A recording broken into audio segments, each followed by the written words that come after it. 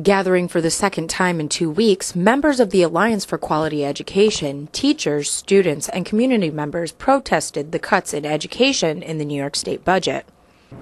Well, we're here today to ask Governor Cuomo and to ask Senator Ritchie whose side are you on?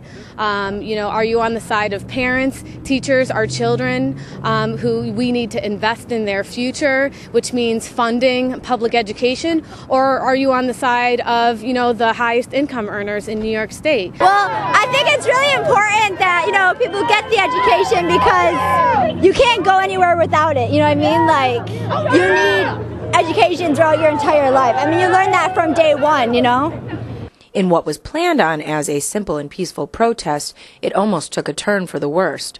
Marching from Public Square to the Dulles State Office building, the goal was to deliver letters and postcards to Senator Ritchie's office asking her to extend the millionaire's tax. What many didn't anticipate was the turnaround once they reached the doors.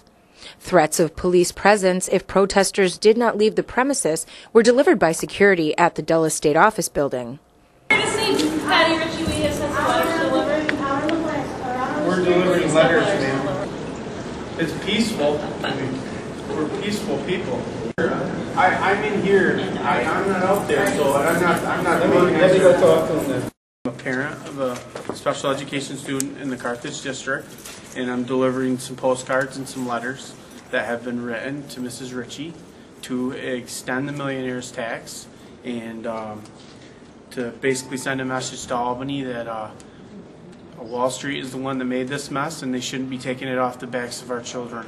The people who are assembled outside have, real legitimate concerns, and I think the point that Senator Ritchie, would want to stress to everybody is that the Senate has put in $280 million in restorations in the Senate budget, and majority of that funding goes to rural upstate schools.